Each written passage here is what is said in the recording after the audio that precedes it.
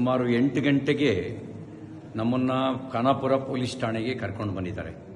ನನ್ನ ಮೇಲೆ ಯಾವ ಮೊಕದ್ದಮೆ ದಾಖಲಾಗಿದೆ ಅಂತ ನನಗೆ ಹೇಳಿಲ್ಲ. ನಾನು ಕೊಟ್ಟ ದೂರನ್ನು ಗಂಟೆಗಟ್ಟಲೆಯಿಂದ ಸ್ವೀಕಾರ ಮಾಡ್ದಲೇನೆ ನಾನು 0 FIR ಹಾಕಿ ಅಂತ ಹೇಳ್ತಾ ಇದ್ದೀನಿ. ನಾನು ಕೊಟ್ಟ ದೂರನ್ನು ದಾಖಲಿಸ್ತಾ ಇಲ್ಲ. ಈಗ ಇಲ್ಲಿಂದ ಇನ್ನೆಲ್ಲಿಗೋ ಕರ್ಕೊಂಡು ಹೋಗುವಂಥ ಸಂಚು ನಡೆಸ್ತಾ ಇದ್ದಾರೆ. ಎಲ್ಲಿಗೆ ಕರ್ಕೊಂಡು ಹೋಗ್ತಾ ಇದ್ದಾರೆ ಅಂತ ಗೊತ್ತಿಲ್ಲ. ನನ್ನ ಜೀವಕ್ಕೆ ಅಪಾಯ ಇದೆ. ನನ್ನ ಜೀವಕ್ಕೆ ಏನಾದರೂ ಅಪಾಯ ಆದರೆ ಅದಕ್ಕೆ ಕಾರಣ ಇಲ್ಲಿರುವ ಕಾಂಗ್ರೆಸ್ ಸರ್ಕಾರ. ಅವ್ರ ಜವಾಬ್ದಾರಿ ಹೊತ್ಕೋಬೇಕಾಗತ್ತೆ. ನನ್ನ ವಿರುದ್ಧ ಸುಳ್ಳು ಸುದ್ದಿ ಹಬ್ಬಿಸಿ ಸುಳ್ಳು ಕಂಪ್ಲೇಂಟ್ ಕೊಟ್ಟು ನನ್ನನ್ನು ಕೊಲೆ ಮಾಡ್ತಕ್ಕಂಥ ಸಂಚು ನಡೆಸಿದ್ದಾರೆ. ಇದಕ್ಕೆ ಸಂಬಂಧಪಟ್ಟಂತೆ ನಾನು ಸಭಾಪತಿಗಳಿಗೂ ಈಗಾಗಲೇ ದೂರು ಕೊಟ್ಟಿದ್ದೀನಿ. ಹತ್ತತ್ರ 3:45 ಗಂಟೆ ಆಯಿತು ನಾನು ಪೊಲೀಸ್ ಠಾಣೆಗೆ ಬಂದು.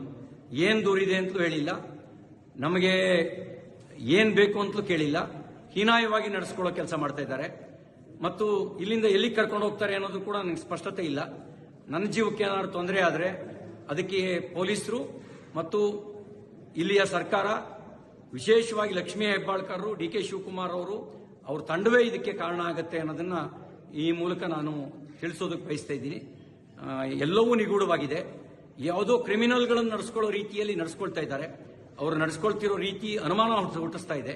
ಪ್ರತಿಯೊಂದು ನಡೆಯೂ ಕೂಡ ಅನುಮಾನಾಸ್ಪದವಾಗಿದೆ ಅವರು ನಡ್ಕೊಳ್ತಿರ್ತಕ್ಕಂಥ ರೀತಿ. ನಾನೊಬ್ಬ ಜನಪ್ರತಿನಿಧಿಯಾಗಿ ಮಂತ್ರಿಯಾಗಿ ಕೆಲಸ ಮಾಡಿದವನು. ನಾನು ಕೊಟ್ಟ ದೂರಿಗೆ 0 FIR ರಿಜಿಸ್ಟರ್ ಮಾಡಿ ಅಂತ ಹೇಳಿದ್ರೆ ಮೀನಾಮೇಷ ಎಣಿಸ್ತಾ ಇದ್ದಾರೆ. ಇದೆಲ್ಲವೂ ಅವರು ತುರ್ತು ಪರಿಸ್ಥಿತಿಯ ಕಾಲಘಟ್ಟದಲ್ಲಿ ನಡ್ಕೊಳ್ಳೋ ರೀತಿಯಲ್ಲಿ ನಡ್ಕೊಳ್ತಾ ಇದ್ದಾರೆ. ಜೈ ಹಿಂದ್.